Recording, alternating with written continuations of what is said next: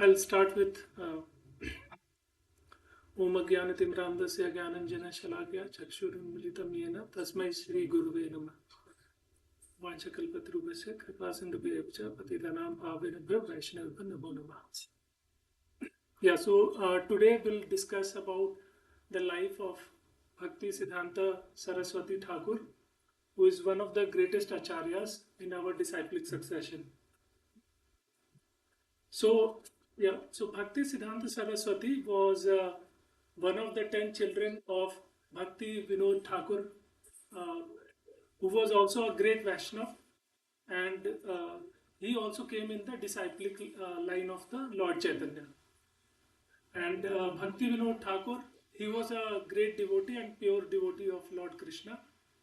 And at that time, Bhakti Vinod Thakur was deputy magistrate in British India, and he was also superintendent of Jagannath Temple in Puri. And at that time, Bhakti Vinod Thakur used to stay near to the temple in Jagannath Puri, and his house name was called as Narayan Chhat. So yeah, these questions later on I will ask. So yeah, Bhakti Vinod Thakur used to some twist time at the end. So he used to stay in the house called Narayan Chhat, and despite having all these heavy responsibilities, he would still be very much devoted to Lord Krishna, and he would pray a lot, and he will do lot of work for Krishna. Now, one thing that he was also very concerned about the Gaudiya Vaishnavism. The reason was because there was some decline in the Gaudiya Vaishnavism due to some bad practices which has come at that time.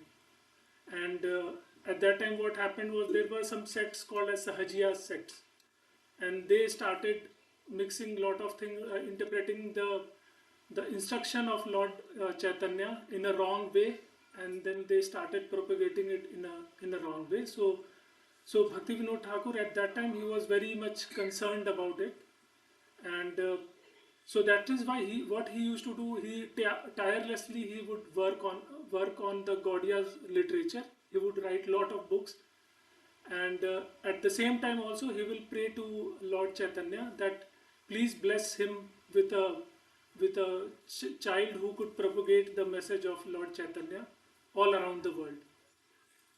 Then in February 6th of 1874, Bhakti Siddhant Saraswati was born, and when Bhakti Siddhant Saraswati was born, he was born with the umbilical cord which was wrapped around his neck and his chest, and this was looking like a sacred thread which is worn by Brahmanas.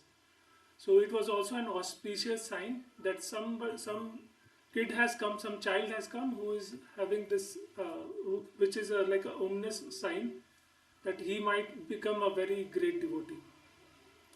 So yeah, and then what happened after 6 months, his Annaprasan ceremony happened in Bimala Devi temple. So there was a Bimala Devi temple in Jagannath Puri, and the Annaprasan ceremony happened in that Bimala Devi temple, and where he was given the prasad of Bimala Devi, and that is why his name was Bimala Prasad. Okay, so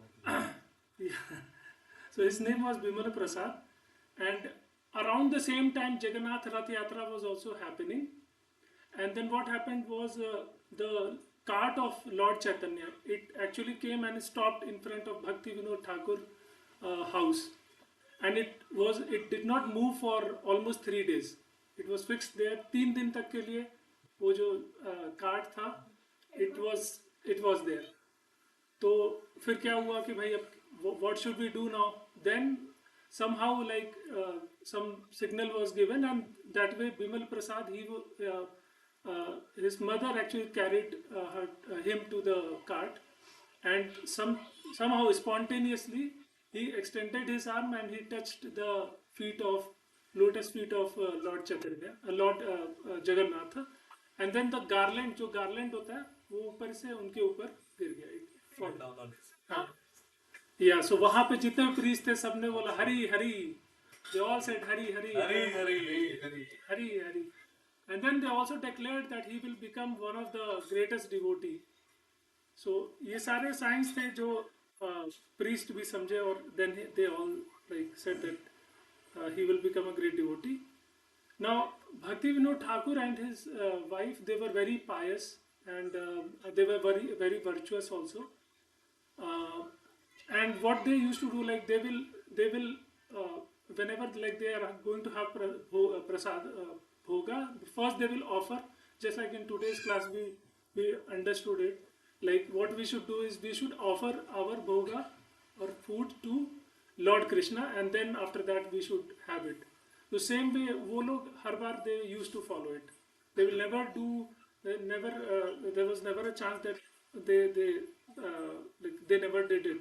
So always they did this like offering and then having it. But what happened was, when Bhakti Siddhant Saraswati Maharaj, when he was 4 years old, by mistake he ate a mango without offering it to the Lord.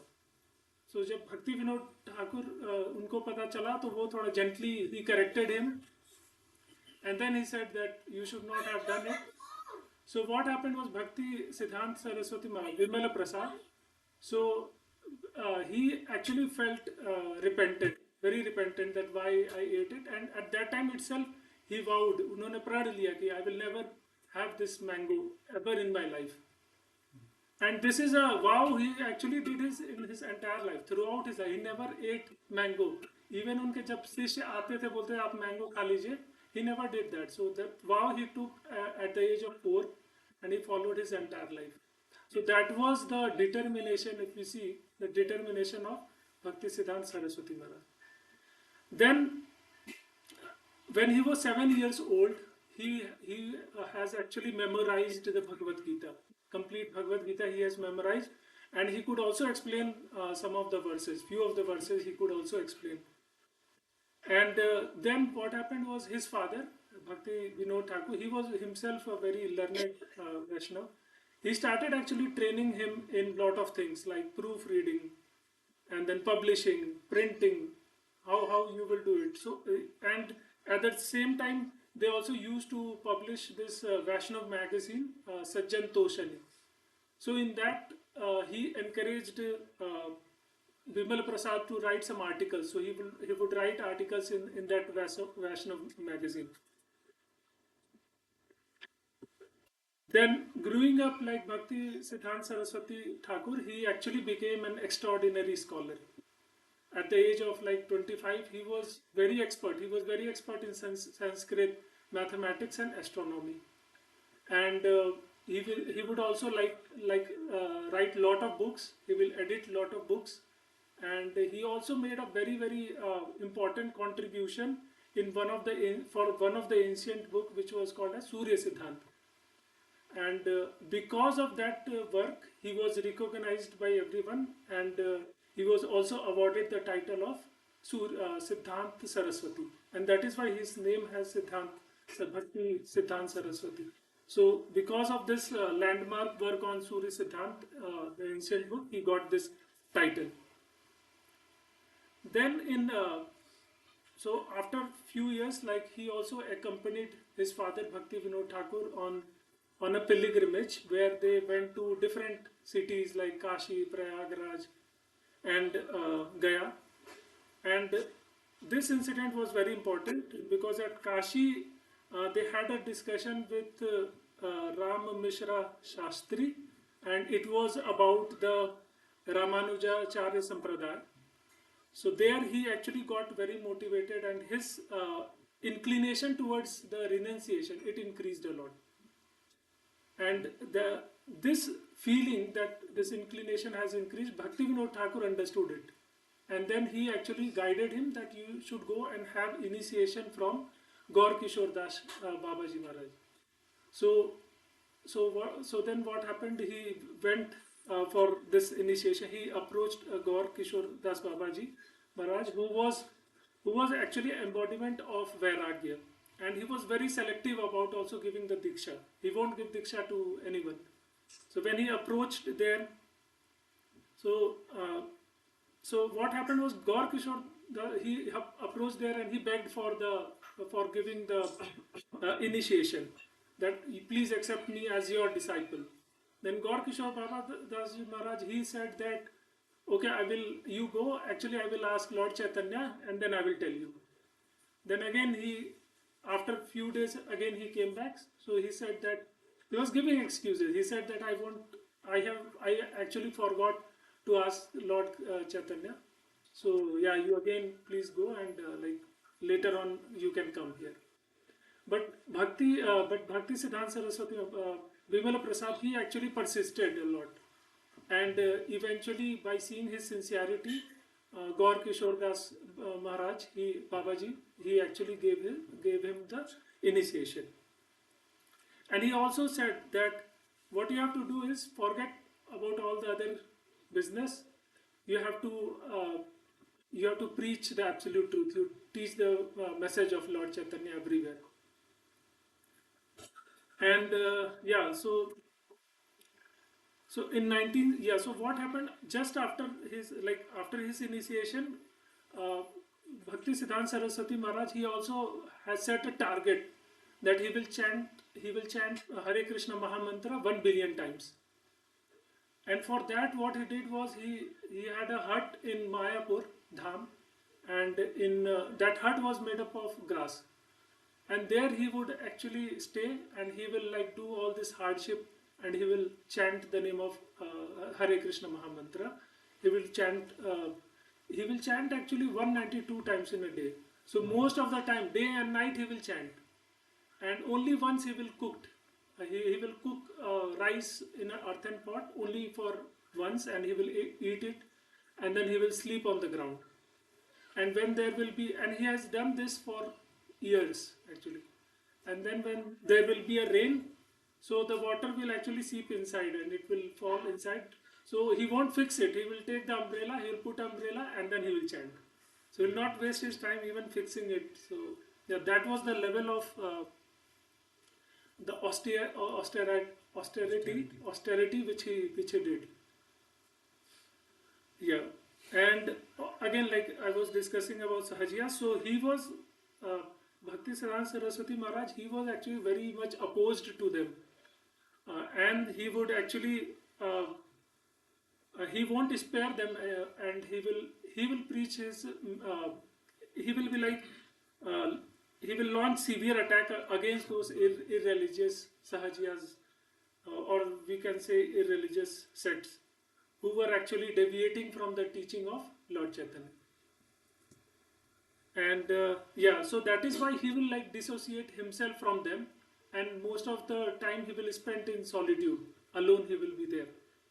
And during this period of solitude, what happened was Lord Chaitanya and 6 Goswamis, they manifested in front of him, and then they said that do not get disheartened, take up this task of re-establishing the Varna Ashram, and preach the message of Lord Chaitanya everywhere. Yes.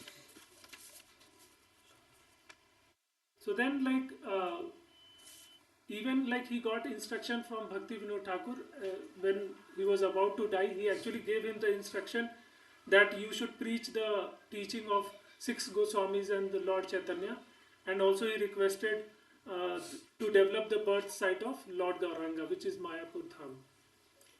And then Bhakti Siddhant Saraswati, he used this printing press where he would write his book, and he will just disseminate this knowledge of Lord Chaitanya very vigorously. And Bhakti Siddhant Saraswati Maharaj, also what he did was he established 64 Gaudiya Mathas all across India, and I think in the world also. He established 64 Mathas. And he also deputed well-disciplined Tridandi sannyasis to preach the message of Lord Gauranga all over the world. Now now we are going to discuss about very important event which happened was in 1922. Srila Prabhupada actually met Srila Bhakti Siddhant Saraswati Thakur, and when he met first, so at that time Srila Prabhupada his name was Abhay Charande. So when he met him first time, in the first time itself, Bhakti Siddhant Saraswati Maharaj, he said that you are an educated young man, why don't you preach the message of Krishna all over the world? So then Srila Prabhupada, he said that let us first get the independence and then we will preach. We should, then after that we should preach. Then Bhakti Siddhant Saraswati Thakur Maharaj, he said that this is an emergency. Krishna consciousness is an emergency and it cannot wait for anything. And he also said you will get independence, but what about the independence from Maya? So that is more important. So that is why you make this Krishna consciousness, which is emergency. Don't wait for anyone. So there are like few instructions which were given by Bhakti Siddhant Saraswati, which was very important and which led to the foundation of ISKCON. So one was this one, that Krishna consciousness is emergency. It cannot wait for anything else. And second time, at that time also Prabhupada ji accepted Bhakti Siddhant Saraswati Maharaj as his guru. And officially he took initiation in 1933. So in 1922 he accepted him as his guru, and in 1933 he got the formal initiation from him. And then the other instruction, which was very, very important, it was given that if you ever get money, print books. So this instructions, these two instructions led to it showed the seed of ISKCON in Abhay Charan's day heart. And that is why we see that we have this big organization, ISKCON, which is giving the same knowledge which we are getting in the parampara, the same knowledge from his guru we are getting to understand here. And it is because of that we are sitting here and we are discussing about him. So that is really inspiring. And Prabhupada ji used to say that my Guru Maharaj was a Vaikuntha man. So he came from Vaikuntha, he did his Leela, and then he has went back to Vaikuntha. And so I'll conclude it by saying that by his fearless teaching and pure life, Bhakti Siddhanta Saraswati Maharaj, he continues to guide toward spiritual awakening. So with that we'll say Srila Bhakti Saraswati Maharaj ki Jai. Srila Prabhupada ki Jai.